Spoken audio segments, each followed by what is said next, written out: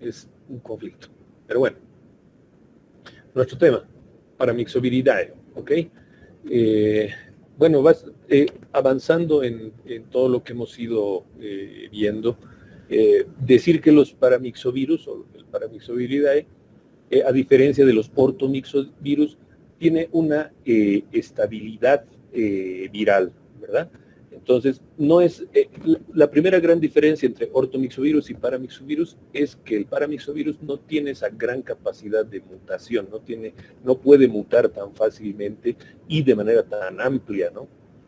De manera tan grande, haciendo en los ortomyxovirus que las vacunas sean mucho más difíciles de encontrar o de producir que en los paramyxovirus, ¿no? El paramyxovirus entonces tiene una estabilidad, volvemos a decir, no tiene una, en los ortomyxovirus, decíamos, tiene una variabilidad antigénica, es decir, muta, ¿no? En los paramyxovirus hay una estabilidad antigénica, ¿ok? Esos términos tienen que irlos manejando porque eso va a aparecer en el examen, ¿no?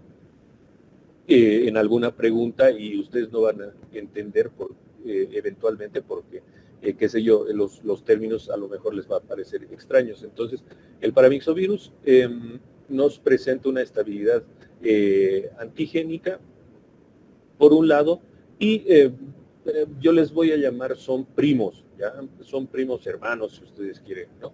¿Por qué? Porque el genoma que usa o que tiene el paramyxovirus es muy similar, muy parecido al del ortomyxovirus, ¿no? Entonces, me gusta llamarles así.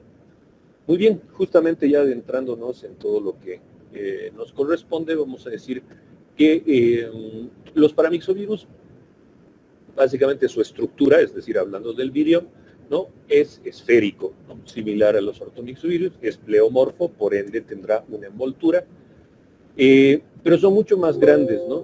Generalmente su tamaño sobrepasa o está al promedio y sobrepasa los 150 nanómetros, ¿no? Inclusive hay paramyxovirus que pueden llegar hasta los 700 nanómetros, es decir, son de los más grandecitos que hay.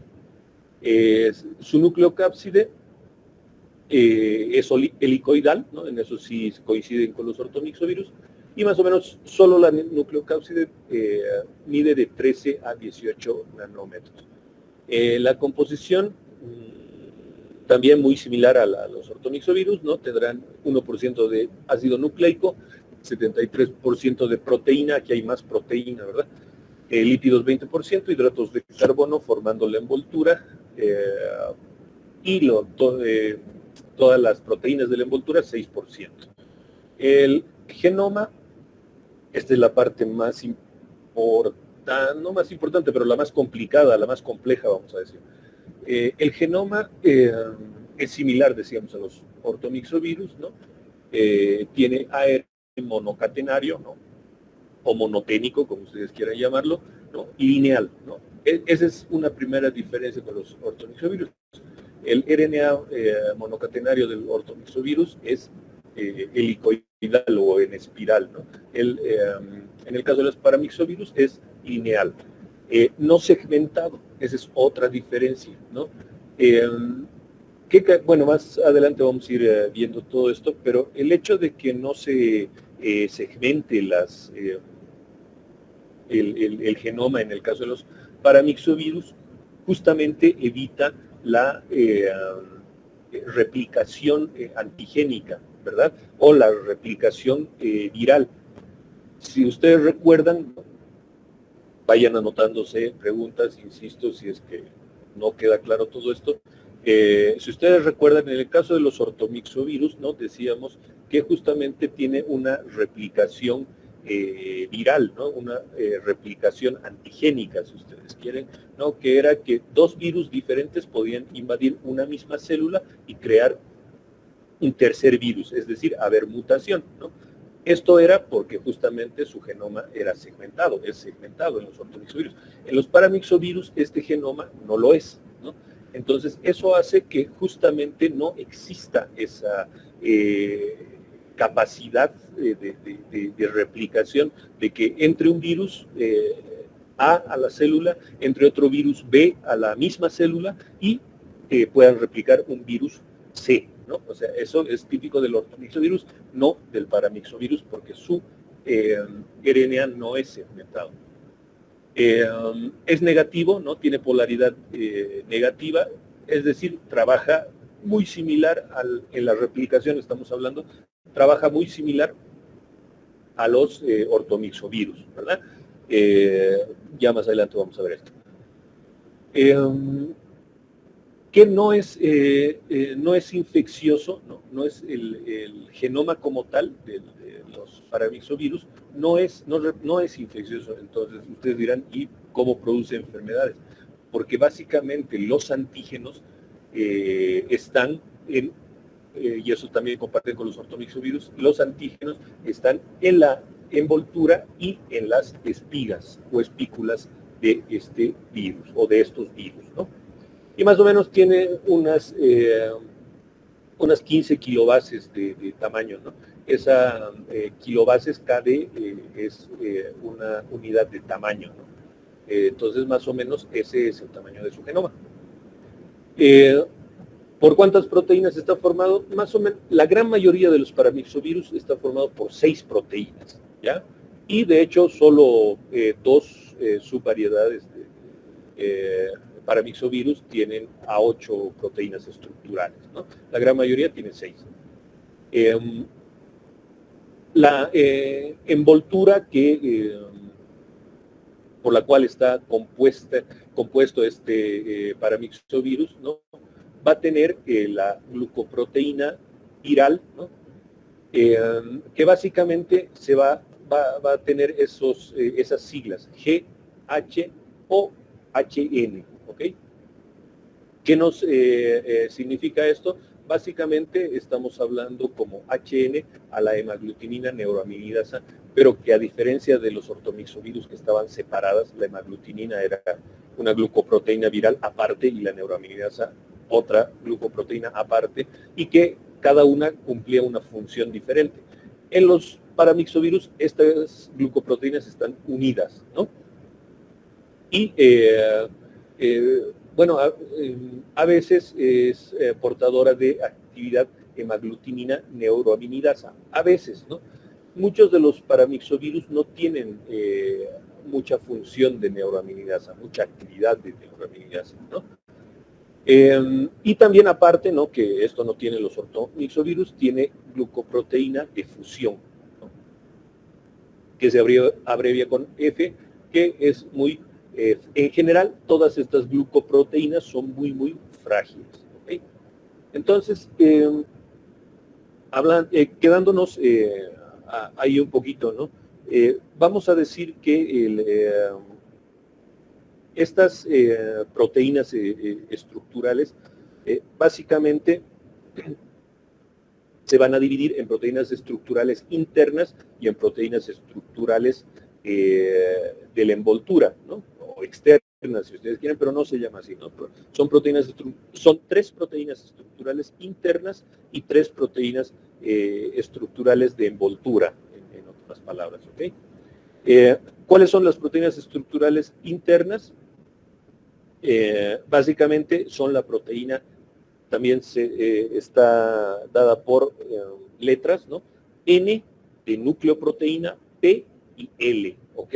Esas son las 3 proteínas estructurales internas, N, P y L, ¿no? La única que tiene nombre propio, digamos que es la nucleoproteína, ¿no? La P se dice que es por polimerasa. Y la L, bueno, no tiene un nombre propio como tal. Y las proteínas estructurales de envoltura o en envoltura es las otras 3 restantes, que será la proteína de la matriz, que se abrevia con M, estas 3 que habíamos dicho, G, H o HN, y la proteína de fusión F, ¿ok? Entonces queda claro que tenemos 6 proteínas estructurales, 3 internas, 3 de envoltura, ya explicadas hace un ratito. La replicación viral básicamente sí tiene mucho en común con los ortomixovirus, pero esta replicación se hace como la gran mayoría de virus RNA monocatenarios en el citoplasma, ¿no? Eso decíamos que era una propiedad no exclusiva, pero era una propiedad de los ortomixovirus que necesitaban del núcleo celular, ¿no? En el caso de los paramixovirus, el RNA, volvemos a decir, como es RNA monocatenario, hacen todo lo que hacen todos los RNA monocatenarios, ¿no? Que la replicación se da en el citoplasma y no en el núcleo de la célula, ¿no? Y acá, en el citoplasma, las partículas van a experimentar gemación desde la membrana plasmática, obviamente, ¿no? Es lo que hace también el ortomixovirus, ¿no? Se lleva un pedacito de la membrana celular para formar su propia membrana, ¿no? Y envolver, en este caso, su ácido nucleico, envolver su genoma, proteger su genoma, ¿no? Tal vez las características más sobresalientes en el caso de los paramixovirus es que son, volvemos a repetir, antigénicamente estables, es decir, no pueden mutar tan fácilmente. Ahora, no nos olvidemos que en medicina nunca es nunca, valga la redundancia, y nunca es siempre. Hay excepciones, ¿no? Siempre hay excepciones en medicina, ¿no? O sea, todo, qué sé yo, lo que vemos con la COVID-19, ¿no? Pacientes viejitos inmunosuprimidos que se contagian de COVID-19, diabéticos de 70 años, ¿no? Generalmente se mueren, pero uno ha sobrevivido, digamos, ¿no? Entonces siempre hay excepciones, ¿no? Entonces, en general, los paramixovirus son antigénicamente estables, pero habrá una que otra excepción. Las partículas son muy lábiles, eso ya sabemos desde introducción a la virología, ¿verdad? Hacer virus envueltos, ¿no? Al tener envoltura, básicamente son demasiado lábiles al pH, demasiado lábiles a los detergentes, demasiado lábiles a sustancias físicas y químicas que pueden matar estos virus.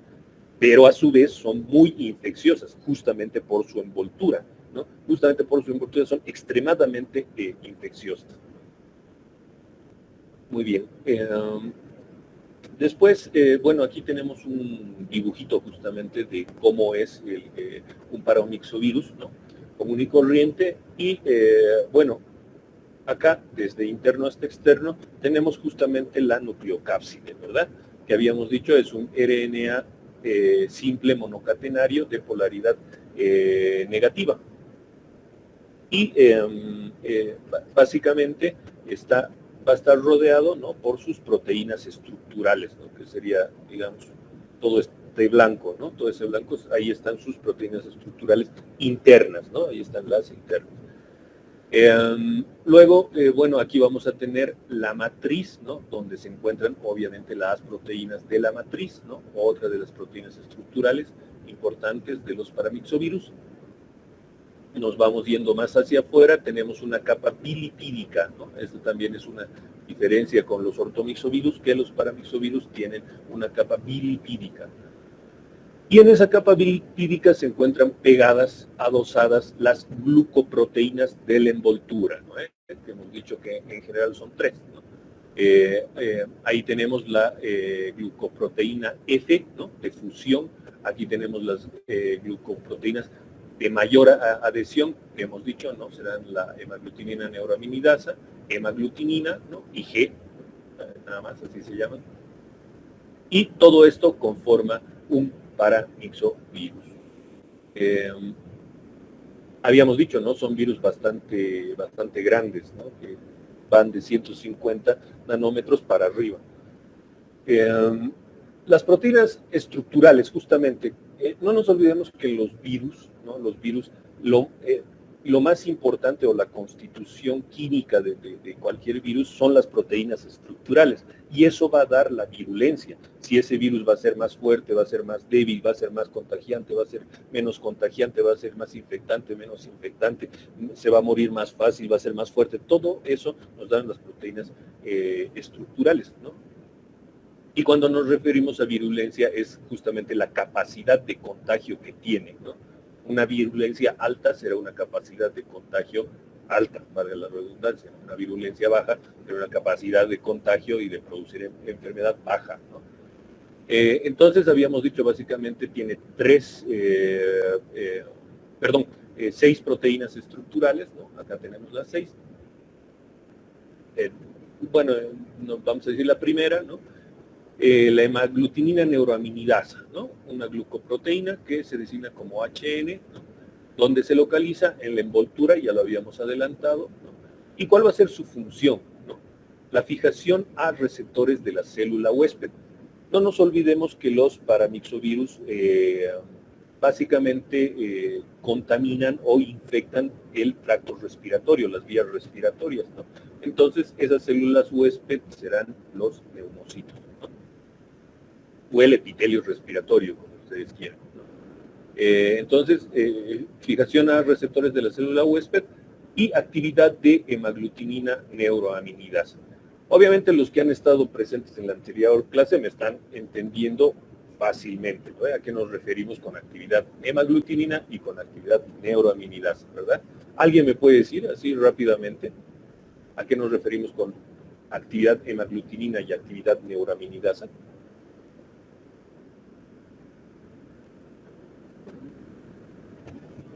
Unión vírica, doctor.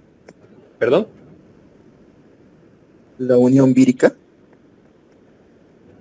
No nos estamos refiriendo a eso. ¿A qué no nos referimos con actividad hemaglutinina? Yo les decía, ¿no?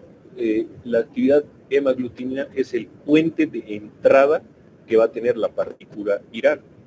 Y la actividad neuroaminidasa es el puente de salida que va a tener la partícula viral, ¿no? En términos simples, si ustedes quieren, ¿no? Esa es una actividad hemaglutinina, es el puente de entrada a la actividad hemaglutinina. Y la actividad neuroaminidasa es el puente de salida, ¿verdad? Después tenemos la proteína de fusión, que se designa como F, ¿no? Está también localizada en la envoltura.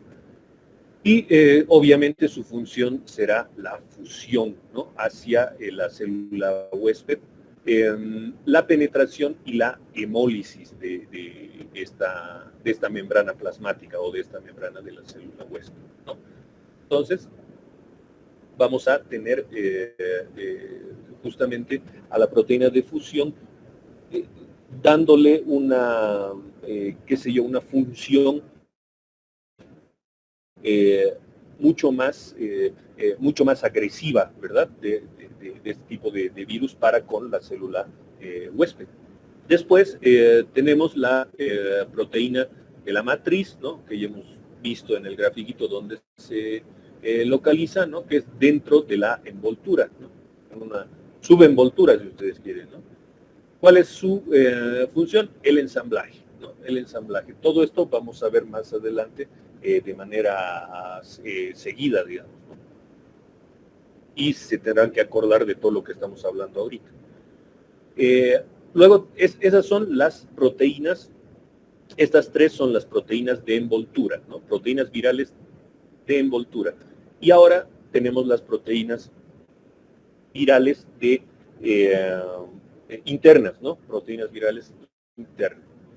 Tenemos la nucleoproteína, ¿no? Ahora, bueno, dependiendo de la bibliografía, ¿no? Se puede designar como NP o simplemente como N, ¿no? En la mayoría de los libros se designa simplemente como N. Esa es la nucleoproteína, ¿ok? ¿Dónde se encuentra? En la nucleocápside, por eso será interna, ¿verdad? ¿Cuál es su función? Formar complejos con el genoma de ARN, lógicamente, ¿no? La fosfoproteína, ¿no? La fosfoproteína se designará con la letra P, presente en la nucleocápside también, y su función es también parte del complejo de polimerasa de ARN, ¿no? Entonces, esta P se puede referir a fosfoproteína, ¿no?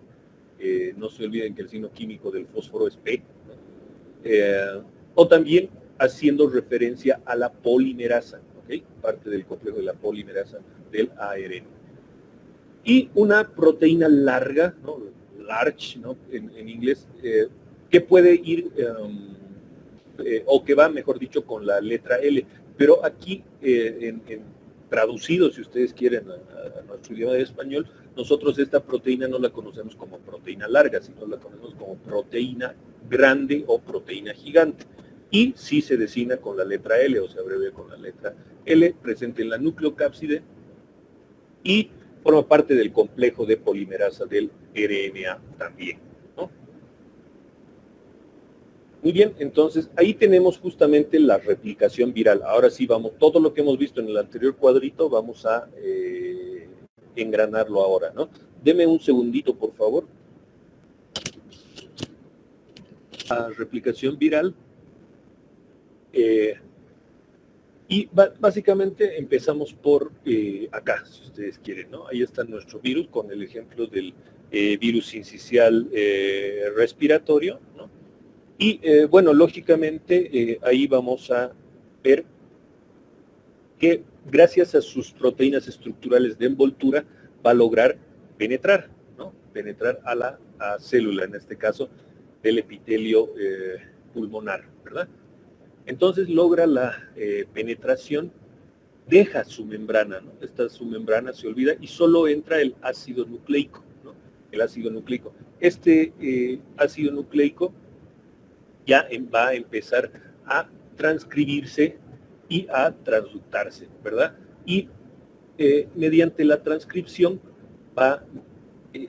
por eso es de polaridad negativa, decíamos, ¿no? En el caso de los ortomixovirus es exactamente lo mismo, solo que se da en el núcleo, ¿no?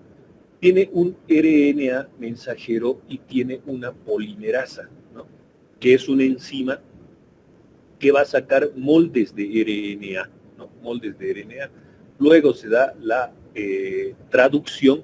Ahora, ¿para qué saca o para qué, por qué, mejor dicho, tiene polaridad negativa? Porque va a haber una traducción justamente, ¿no? Una traducción para que nuevamente se ensamble su ácido nucleico, que es RNA monocatenario, ¿verdad? Se logra ese ensamblaje de RNA, ¿no? Más las proteínas estructurales internas, en este caso, ¿no? Las internas, lógicamente, hemos dicho, son 3 proteínas estructurales internas, y una vez que queda ya ensamblado, este virus va a tomar partecita de la membrana plasmática o de la membrana de la célula para crear su membrana y salir un nuevo virus replicado, ¿verdad? Y este se irá a otra célula, perdón, y de esa manera. Entonces tenemos un primer paso, que será la adhesión de la célula. Ya dentro, solo el ácido nucleico, volvemos a decir, ¿no? Nos da la transcripción, traducción y replicación, acá abajo la replicación. Entonces, transcripción, traducción, obviamente se va a ensamblar ahí con las proteínas estructurales internas, se va a replicar, ¿no? Y ya el virus replicado saldrá. Este virus replicado que toma parte de la membrana que se llama gemación, ¿verdad? Esta salida se llama gemación, se llama maduración viral, ¿no? La maduración del virus, ¿ok?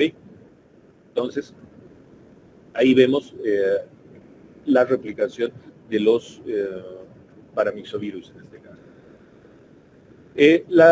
Bueno, ahora, de acuerdo a la clasificación, ¿no? La clasificación es un poco más compleja que el caso de los ortomixovirus, ¿no?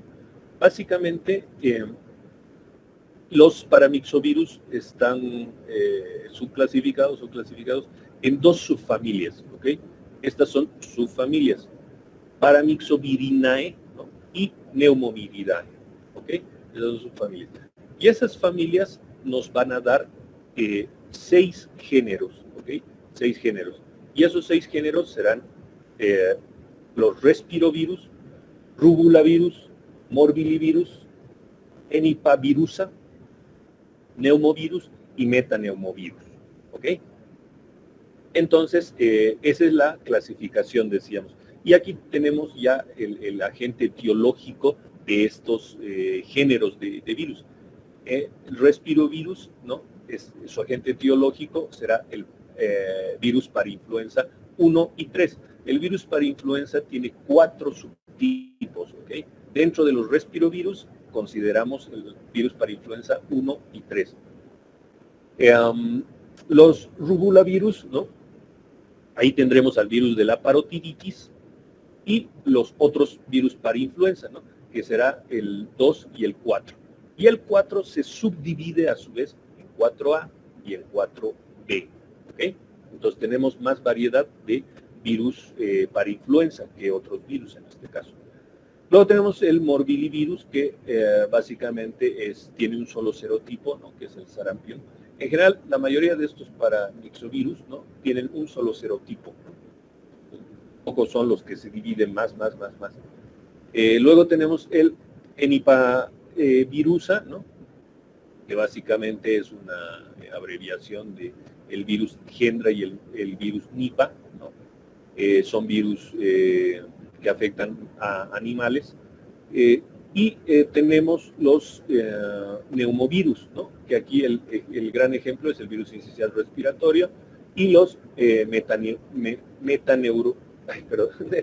metaneumovirus, ¿no? Estos metaneumovirus básicamente involucran a todos los neumovirus, todos los neumovirus nuevos, ¿no? Y le han puesto neumovirus, ¿ok? Entonces, básicamente en el caso de los virus, de los respiravirus, vamos a ver que existe un serotipo, ¿no? Uno de cada uno, ¿no? Lo mismo el rubulavirus, lo mismo el morbillivirus, ¿no? En el virus Hendra y Nipah no tenemos idea, no sabemos. En el virus sincicial respiratorio también tenemos dos serotipos, y los metaneumovirus, existen gran cantidad porque se están descubriendo últimamente todos aquellos, ¿no? Ahí tenemos el diámetro de su nucleocápside, ¿no? Básicamente la gran mayoría tiene 18 nanómetros. Ahí vemos que todos esos, toda la familia Paramyxoviridae tienen la proteína F, ¿no? Que va a servir para lo que habíamos dicho, justamente para fusionarse con la membrana plasmática. Tienen también otra proteína viral importante, que es la hemolicina, ¿no? La hemolicina, pero presentes en los respiravirus, rubulavirus y morbillivirus, ¿no? En los paramyxovirinae en este caso, ¿no? En los otros, en el virus Hendra Nipah no se conoce, y en los otros no hay directamente. Hemaglutinina, ¿no? Hemaglutinina tendrán también la familia de los paramyxovirinae, ¿no? Los otros no la tienen. La hemadsorción, también presente en los paramyxovirinae, y el tema de la neuroaminidasa, ¿no? La neuroaminidasa simplemente están presentes en los respirovirus y rubulavirus, ¿ok? Todos los demás no tienen actividad neuroaminidasa, ¿okay? Eso puede ser pregunta de examen, les diré. Eso es muy importante conocer, ¿no? Y ahí se ve cómo se produce la maduración de los paramyxovirus, a diferencia de los ortomyxovirus, ¿no? Que no tienen tanta neuroaminidasa como los ortomyxovirus. Y van a elaborar inclusiones básicamente citoplasmáticas, porque toda su replicación, toda su transducción, etcétera, se va a producir en el citoplasma, ¿no? El sarampión prácticamente es el único que va a tener inclusiones en núcleo y citoplasma. Muy bien, entonces, eso en cuanto a las generalidades de todos los paramyxovirus, ¿ok? Ahora ya vamos a ver cada subtipo, los más importantes, los que crean patología humana, para, lógicamente, describirlos uno por uno, ¿ok? Entonces, básicamente, empezando a hablar del virus para influenza. Habíamos dicho que el virus para influenza tiene 4 serotipos, ¿verdad? Y este virus para influenza, ¿qué ocasiona? El resfriado común, igual ya lo habíamos adelantado en la anterior clase, básicamente lo que causa, lo que crea es un resfriado común. Otra de las cosas importantes que me olvidaba decirles en la primera diapositiva, ¿no? Que si bien tanto los ortomixovirus causan infecciones de las vías respiratorias, los paramixovirus hacen exactamente lo mismo, causan infecciones de las vías respiratorias, ¿no? Pero ¿cuál es la diferencia? Que los ortomixovirus lo hacen en adultos, ¿no? En pacientes adultos, y los paramixovirus lo hacen en pacientes recién nacidos, infantiles, preescolares. ¿Okay? Entonces, esta parainfluenza es muy frecuente encontrar en esas edades, ¿no? En pacientes hasta los 5 o 6 años. Entonces, el primer serotipo, el tipo 1, ¿no? Está relacionado con el paramixovirus Sendai. No nos vamos a hacer mucho lío con los nombres propios, pero sí tienen nombres propios. Ya habíamos visto también cómo se da esa clasificación, ¿verdad? Y este virus tipo 1, parainfluenza tipo 1, nos olvidemos que pertenece al género de los respirovirus, ¿verdad? Eso hemos visto hace un ratito. ¿Y qué enfermedad va a causar en humanos? Enfermedades respiratorias altas, sobre todo altas, ¿no? Un 80-90% enfermedades respiratorias altas, pero eventualmente podrá crear también neumonías, ¿no? Es decir, enfermedades respiratorias bajas, esas serán neumonías. Luego tenemos el virus tipo 2, el virus parainfluenza tipo 2, que va a estar relacionado con el virus SB5 y SB4, ¿ok? Y también con el virus de la parotiditis, ¿no? No genéticamente, sino dentro de su genoma está en relación con esto. Y no nos olvidemos que el virus parainfluenza tipo 2 es un rubulavirus en este caso, ¿no? ¿Qué es lo que va a producir? Básicamente va a producir inflamación de las vías aéreas en los humanos, ¿no? Muy similar al virus tipo 1, solo que el tipo 2 es un tanto más agresivo y la enfermedad dura más días que el de la parainfluenza tipo 1. El virus parainfluenza tipo 3, ¿no? Relacionado con el virus SF4, ¿no? Y básicamente, bueno, no nos olvidemos que el tipo 3 pertenece al género respirovirus, ¿no? Y va a causar básicamente otitis y faringitis, muy común, ¿no? Entonces, básicamente este virus tiene apetencia por las vías respiratorias altas, ¿no? Y no así las bajas. Luego tenemos el virus parainfluenza tipo 4, que habíamos dicho que aparte tiene dos serotipos, ¿no? El 4A y el 4B. Estos sí pueden producir enfermedades de las vías respiratorias bajas, ¿no? Por ende, estamos hablando que pueden producir bronquiolitis, neumonías, bronconeumonías, ¿ok? ¿Qué es la bronquiolitis? La inflamación de los bronquiolos, ¿ok? Eso vamos a ver más adelante. Entonces, bueno, ¿qué características va a tener este virus parainfluenza, ¿no? Es un virus mundial, ¿no? Está en todas partes del mundo, no es propia de una región, ¿no? Las infecciones pueden, generalmente se da en epidemias, ¿no? O sea, hay epidemias de parainfluenza, son benignas, ¿no? Ya lo habíamos adelantado. Tienen infecciones recurrentes, es decir, que una vez que el sistema inmunológico reconoce al virus parainfluenza del tipo que fuere, ¿no? Ese reconocimiento, esa generación de anticuerpos es a muy corto plazo, ¿no? Por ende, uno se puede volver a contagiar del mismo virus parainfluenza, ¿me entienden? Entonces, eso quiere decir que nuestro sistema inmunológico tiene una respuesta muy corta, ¿no? A corto plazo. Eso también iremos viendo más adelante.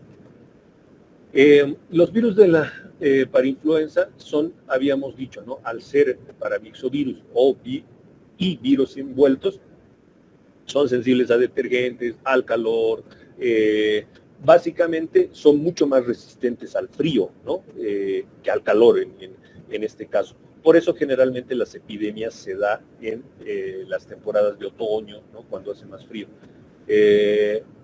Sin embargo, pueden permanecer viables en las superficies por un periodo de hasta 10 horas, ¿no? En el caso de los parainfluenzas. Su transmisión básicamente es de persona a persona, ¿no? Mediante los aerosoles o las gotitas respiratorias, ¿no? Al hablar, al respirar, al toser, al estornudar, ¿no? Y también estas, como hemos dicho, que pueden vivir hasta 10 horas en las superficies, podemos encontrarlos en los fomites, ¿verdad? ¿Qué son los fomites? Ropa, gasas, telas, ¿no? Eso no.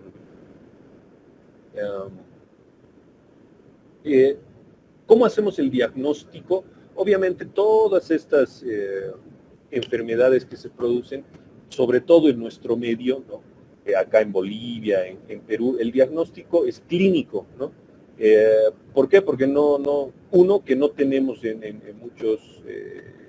muchos lugares la capacidad o la modernidad, digamos, para hacer detección de antígeno o detección serológica, por ejemplo, ¿no? Eso se hace en países un tanto más avanzados. Entonces, por eso decimos que el diagnóstico básicamente es diagnóstico clínico. ¿Qué significa eso? Reconociendo los signos y los síntomas. ¿Qué signos y síntomas nos dará el virus parainfluenza? Como hemos dicho, de un resfriado común. Habrá rinorrea, ¿no? Es decir, secreción de la nariz, estornudos, ¿no? Habrá ronquera, ¿no? Odinofagia, es decir, dolor al tragar los alimentos, leve disfonía, ¿no? Vamos a estar más roncos, y leve fiebre, ¿no? Más que fiebre, febrícula, ¿no? Es decir, no suele pasar los 38.5 grados centígrados. También puede haber presencia de escalofríos y dolor de muscular, ¿verdad? Entonces, generalmente eso es lo común en cuanto a la clínica del virus parainfluenza. Pero el virus parainfluenza tipo 4, que es más fuerte, si ustedes quieren, que tiene dos variedades, A y B, sí pueden producir una neumonía. Entonces, cuando ya producen una neumonía, sí ya encontramos una temperatura mucho más alta, sobrepasa los 38.5, puede haber náuseas, vómitos, sí o sí hay escalofríos, diaforesis o sudor. Si es que no me entienden ciertos términos, vayan anotándose, por favor. Después, bueno, puede haber compromiso del estado vital del paciente. No nos olvidemos que estos virus van a afectar a los niños más que todo, ¿no? Entonces, que no tienen un sistema inmunológico muy desarrollado, ¿no? Entonces, eventualmente, en esos que producen neumonías o bronquiolitis, se necesitará la internación. Entonces, ahora dentro del diagnóstico de laboratorio como tal, ya no clínico, ¿no? Tenemos la detección, podemos hacerlo, ¿no? Con la detección del antígeno como tal. Se pueden detectar antígenos en las células, básicamente nasofaringeas, exfoliadas mediante pruebas de inmunofluorescencia directas o indirectas, ¿no? El famoso ELISA. Podemos también hacer el aislamiento e identificación del virus, ¿no?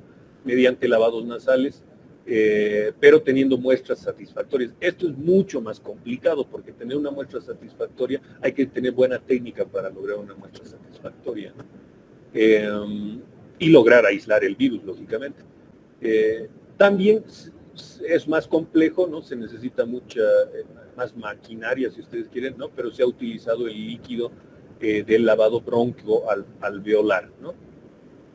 Es mucho más satisfactorio, digamos, que sí ahí podamos encontrar al virus, pero es mucho más agresivo para el paciente.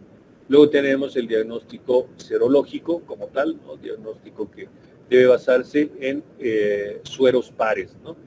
Esto, bueno, si tuviéramos clases en laboratorio, eventualmente podríamos hacer algo de esto, ¿no? Y bueno, se puede determinar utilizando básicamente pruebas con las proteínas, ¿no? Básicamente las proteínas externas o las proteínas de la envoltura. Eso es lo que vamos a buscar, si ustedes quieren, ¿no? También con enzimo inmunoanálisis de adsorción. Y finalmente la detección del ácido nucleico. Esto también es ELISA, ¿no? Estos dos son ELISAs. Detección del ácido nucleico. Básicamente los análisis de reacción en cadena a la polimerasa, este será PCR, ¿no? Esto sí podemos entenderlo un poquito más conociendo lo del COVID-19, ¿verdad?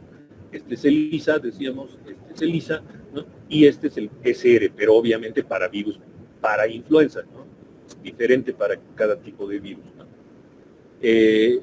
Entonces, este análisis de reacción en cadena polimerasa, eso significa PCR, ¿no? Se detecta, ¿de qué se encarga? De detectar directamente el RNA viral, ¿no? Obviamente para esto también habrá que hacer lavados nasales o prótesis de secreción nasal y o faríngea, ¿no?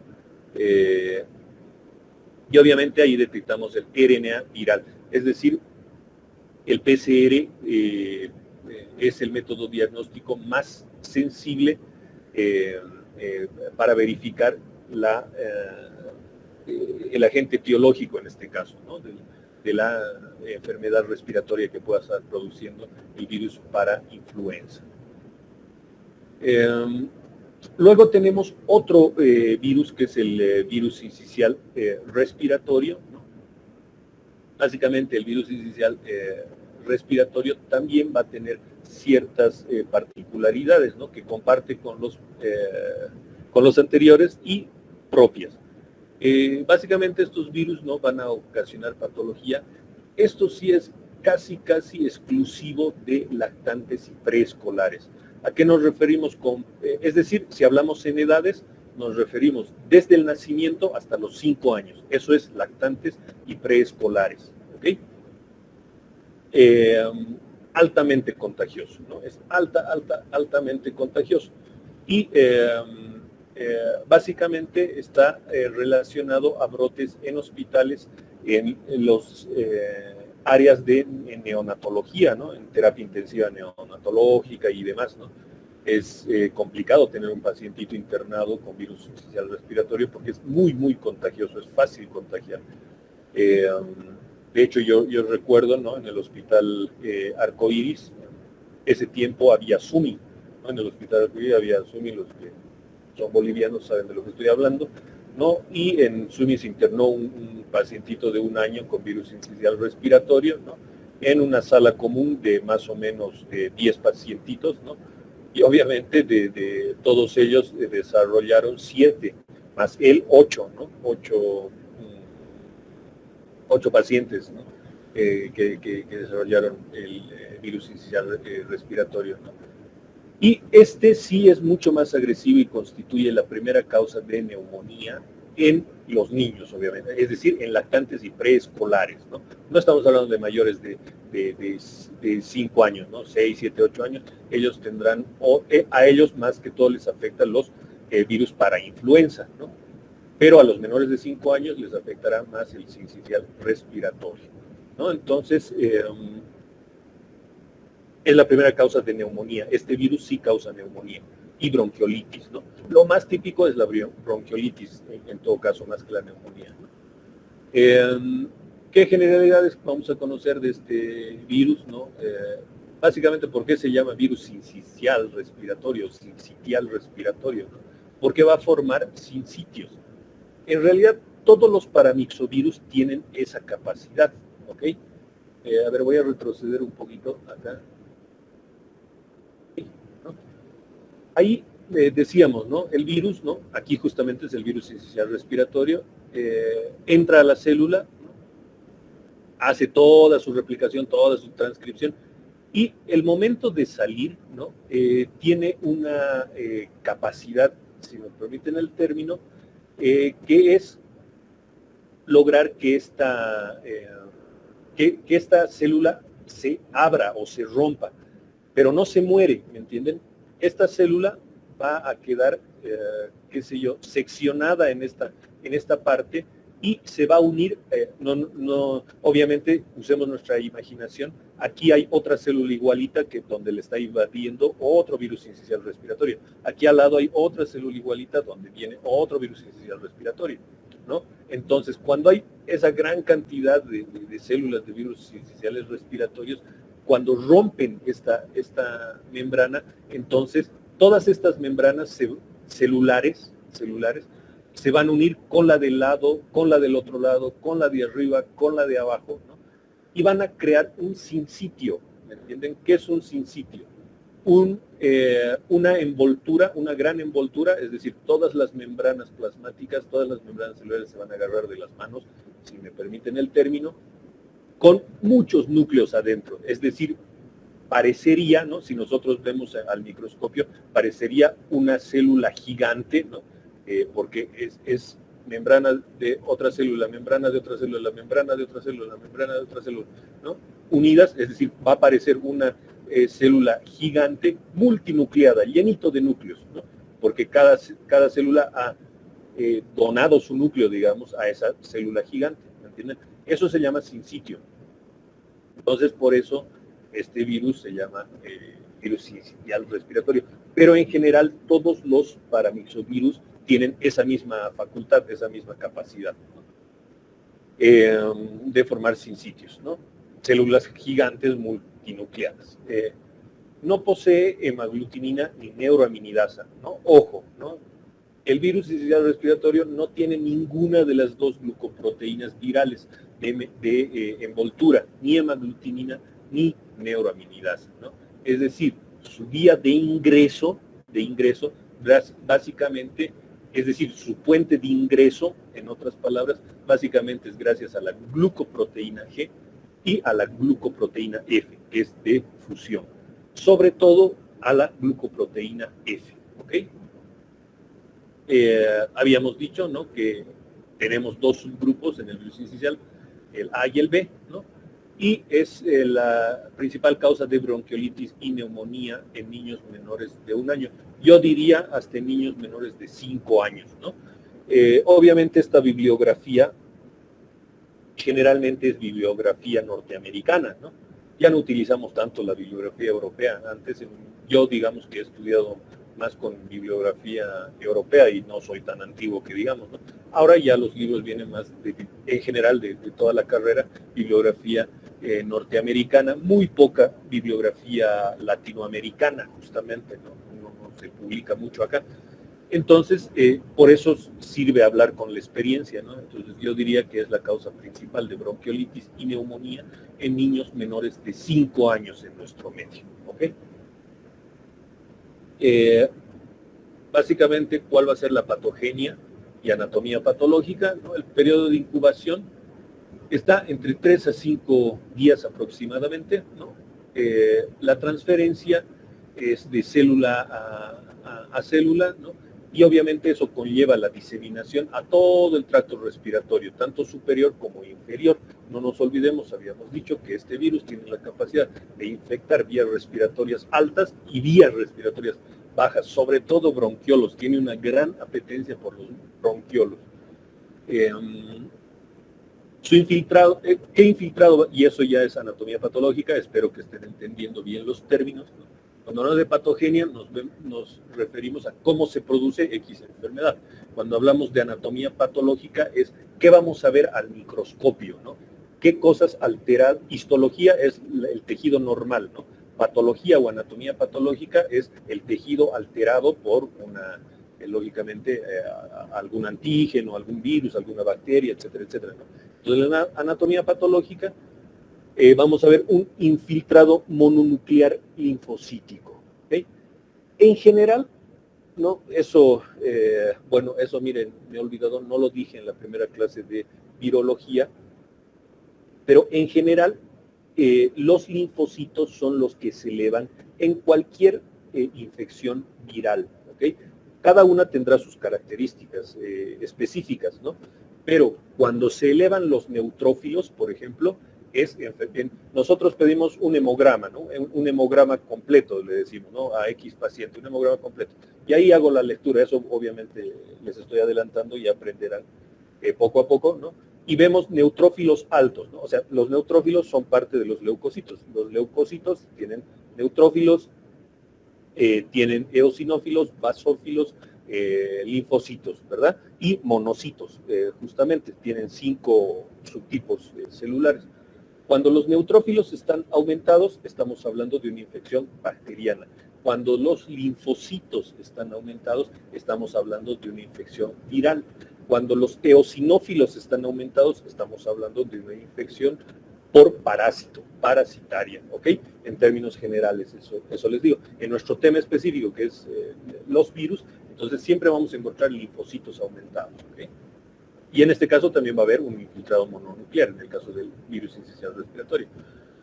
La respuesta inmune del huésped también va a inducir cambios patológicos en los bronquios. Habíamos dicho, ¿no? En los bronquios y bronquiolos estos virus tienen apetencia por los bronquios y bronquiolos, en especial los más finos. ¿Qué van a causar? ¿Qué van a crear? Inflamación, ¿no? ¿Qué es la inflamación? Edema, ¿no? Se van a hinchar esos bronquios, van a morir, ¿no? O sea, hay necrosis de los bronquiolos, más que todo los más finos, ¿no? Va a haber descamación de sus células, ¿no? Descamación del epitelio respiratorio, ¿no? Y obviamente, ¿qué va a causar todo eso? La obstrucción del bronquio o la obstrucción del bronquiolo, ¿no? Si está hinchado, está con tejido muerto y hay descamación de sus células, obviamente no va a pasar aire, que es lo que debería suceder, ¿verdad? Ya no va a poder pasar aire por ahí y va a generar una obstrucción, ¿no? Causando toda la clínica o todos los signos y síntomas del virus sincicial respiratorio que vamos a ver en un rato. Dentro de la epidemiología, ¿no? Es un virus que se encuentra en todo el mundo, ¿no? Es ubicuo, a eso se refiere con ubicuo. Es decir, está en todo el mundo. No hay un lugar específico donde se encuentre este virus. Todos nos podemos contagiar, ¿no? O todos nos habremos contagiado de niños, en todo caso. Tiene incidencia estacional, habíamos dicho, en general los paramyxovirus son más resistentes al frío, ¿no? Entonces su incidencia estacional será en otoño o en invierno. El único anfitrión del virus incisional respiratorio, habíamos señalado en la clasificación que muchos de los paramyxovirus comparten hospedero, ¿no? Con las aves, sobre todo con las aves, pero también con otros animales, con los ratones, por ejemplo, también. Eso vamos a ver un poco más allá. Entonces, el único anfitrión en el caso del virus incisional respiratorio es el humano, ¿no? Ese no pasa a ningún otro lado. Y su transmisión básicamente es por inhalación de las gotitas respiratorias o las gotitas de fluge, ¿verdad? Al hablar, al toser, al respirar, etc.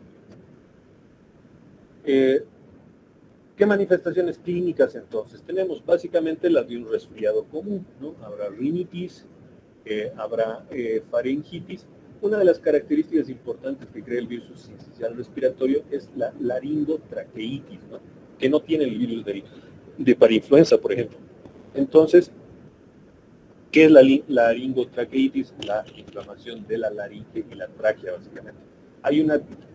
¿Qué va a causar esto? Una disfonía, ¿no? Una ronquera y una,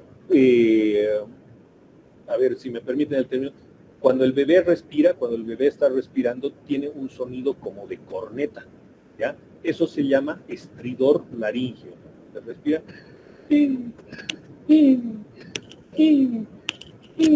Ese es estridor laríngeo, típico para caracterizar que esa es una infección por virus sincicial respiratorio en un niño menor de 5 años. ¿Okay? Y eso causa la laringotraqueitis. Obviamente, esto hasta aquí será infección de vías respiratorias altas y desde aquí ya será infección de vías respiratorias bajas. Bronquitis, bronquiolitis, neumonía, ¿no? Cuando ya existe esta infección de las vías respiratorias bajas, ¿no? Ya el pacientito va a presentar cianosis, ¿no? Se va a volver azulado porque lo que decíamos, ¿no? Sus bronquiolos están obstruidos, no puede pasar aire. Entonces, ni bien llora ese pobre paciente, o ni bien lacta o toma su mamadera, se pone azul porque no respira. Va a haber taquipnea, es decir, su respiración va a estar por encima de los 40 ciclos por minuto, ¿no? Los ciclos por minuto en un adulto normal está entre 18 y 22, ¿no? Ciclos por minuto de respiración. Obviamente en los niños chiquititos es mucho más alto, ¿no? Pero taquipnea significa que está por encima de lo normal. Va a haber disnea, es decir, dificultad respiratoria, ¿no? Taquicardia, obviamente el corazón se va a volver loco también, y al final el paciente empieza a presentar una tos productiva con esputo o flemas, si ustedes quieren, blanquecinos, ¿no? Blanquecinos, algo amarillentos, ¿no? Pero más que todo blanquecinos. Esa tos productiva es característica. Si nosotros vemos un paciente menor de 5 años con todo esto, es virus sincicial respiratorio. No hay por dónde perderse. Luego tenemos otro virus, ¿no? El virus de la parotiditis. Básicamente el virus de la parotiditis ya tiene otra característica. Los anteriores virus no causan viremia. ¿Qué significa eso? ¿No? Que los anteriores virus solamente agreden, ¿no? o colonizan el tejido pulmonar, ¿no? O sea, tienen apetencia por el tejido pulmonar, pero no crean una infección sistémica, es decir, una viremia, a diferencia de la parotiditis y del sarampión, por ejemplo. Tanto el virus de la parotiditis y el sarampión pueden, los pacientes, si se mueren, ¿por qué se mueren? Por una viremia. Es decir, este virus pasa a toda la sangre, ¿no? Llega por un lugar, obviamente que será la nasofaringe, y pasa a toda la sangre y el paciente se compromete integralmente, ¿verdad? A diferencia de los otros dos.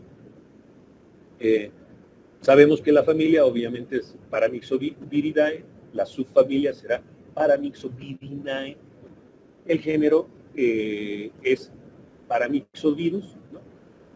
Y el agente causal o el agente etiológico es el virus de la parotiditis humana o VPH, ¿okay? Ya sabemos que es un virus envuelto, obviamente no va a variar de todos sus congéneres, ¿no? Su genoma obviamente será RNA monocatenario negativo. ¿Por qué decimos que es negativo? Porque usa una polimerasa, una enzima para su transducción y replicación, ¿no? Por eso es negativo. No segmentado, importante el que no sea segmentado. ¿Por qué es importante que no sea segmentado? Porque por eso este virus VPH o virus de la parotiditis humana no tiene la capacidad de mutar. Existe una vacuna, por ejemplo, para la parotiditis, y una vez que el paciente se vacuna, ya no vuelve a tener la enfermedad, a diferencia también de los otros dos virus que hemos visto hace rato. Tanto el virus parainfluenza como el virus sincicial respiratorio, nos podemos contagiar, nos sanamos y nos podemos volver a contagiar. Nos sanamos, nos podemos volver a recontagiar, ¿no? ¿Por qué? Porque nuestro sistema inmunológico, ¿cómo responde ante esos virus o ante esas infecciones?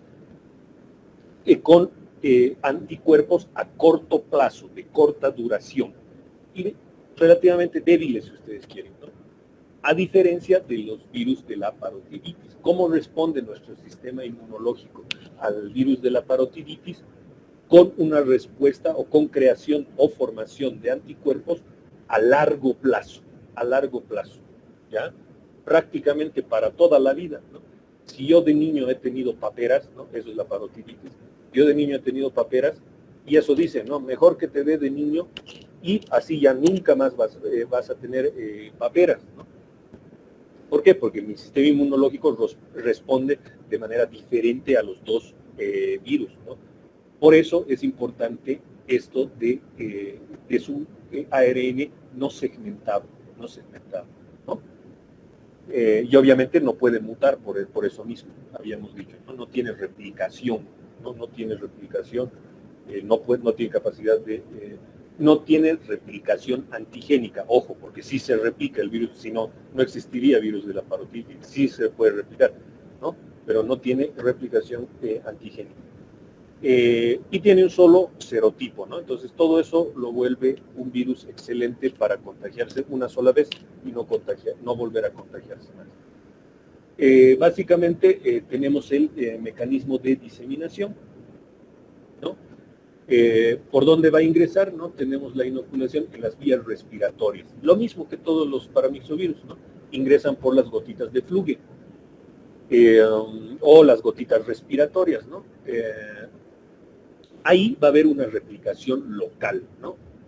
¿Dónde va a irse, si me permiten el término, el virus de la parotiditis? Básicamente a lugar de las glándulas que están contiguas a la cavidad oral, a la boca, ¿verdad?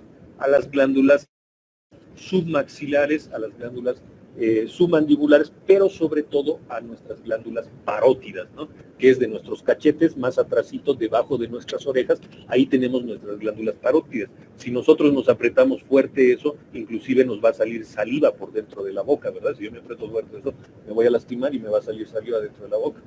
Esas son nuestras parótidas. Entonces, ahí va a replicarse localmente este virus, ¿no? Y fuera de eso, ¿no? Hasta aquí, si mi sistema inmunitario responde correctamente, ahí se queda la infección.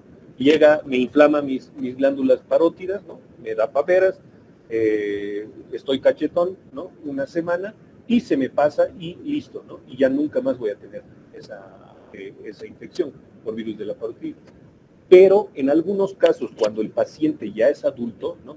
Vean esa diferencia. En el caso de los pacientes adultos, ¿no? Jóvenes, adultos o adultos mayores, entonces se puede dar una viremia. ¿Qué es la viremia? Habíamos dicho una infección sistémica. Entonces, si nos da paperas de adultos, podemos tener complicaciones, obviamente en la glándula parótida, ¿no? Obvio, eso es, ahí va a vivir, digamos, el virus, pero también en los varones, en los testículos, en las mujeres, en los ovarios, se pueden lesionar los nervios periféricos, la vista, el oído, ¿no? El sistema nervioso central, ¿no?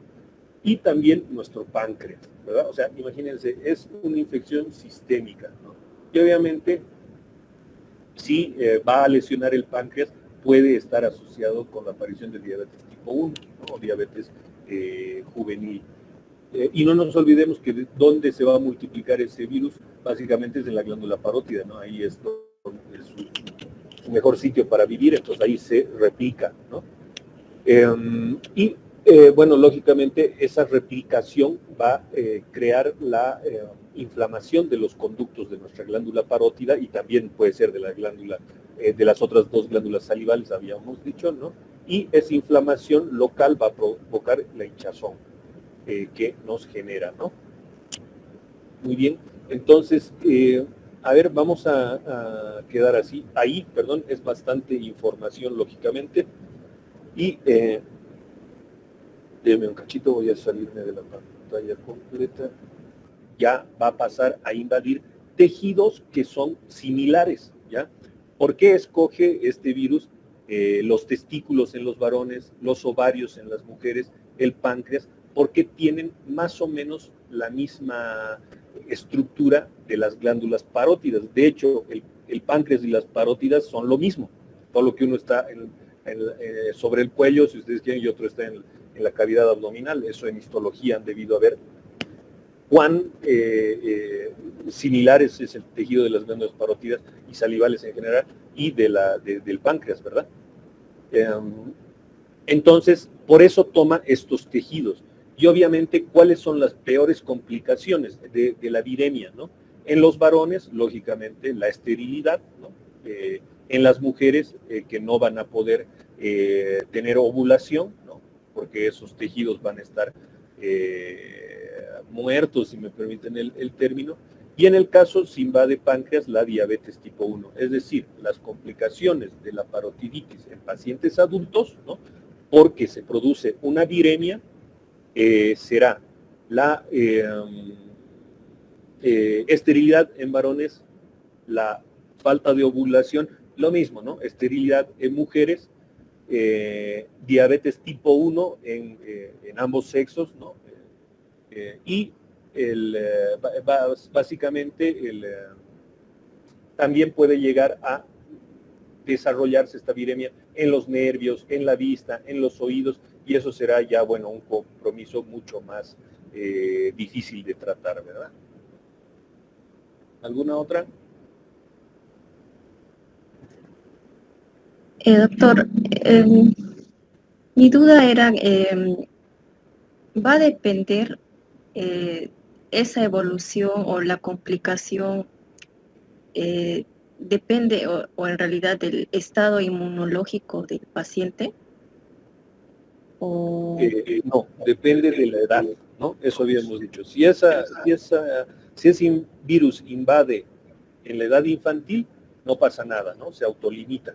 Muy raro es el caso, hemos dicho en un inicio, ¿no? Siempre hay excepciones, pero muy raro va a ser el caso en que sí pueda ser una viremia, una infección sistémica en un paciente infantil, ¿no? Debe darse, pero no es lo común, ¿verdad?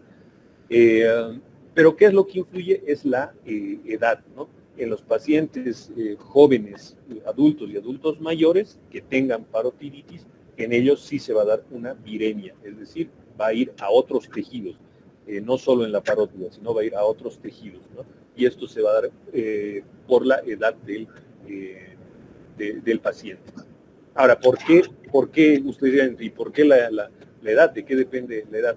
Porque la producción de inmunoglobulinas en las edades justamente varía, ¿no? En la edad de lactante se producirá más IgG, IgM. En la edad preescolar se producirá más IgA, IgM. En la edad infanto-juvenil se producirá más IgG, por ejemplo, ¿no? Y así, ¿no? En la edad adulta se producirá más otra inmunoglobulina. Entonces, por eso va a variar, ¿no? Va a variar por la edad estas complicaciones en este caso, ¿no? Y doctor, ¿tiene algún tiempo así de, como el resfrío, por ejemplo, es que te dure 7 días, 15 días, o sí con tratamiento eso te pasa? Una semana. La parotiditis tiene el tiempo de duración de una semana, ¿no? En general, una semana. Y te pasa, ¿no? Debería pasar.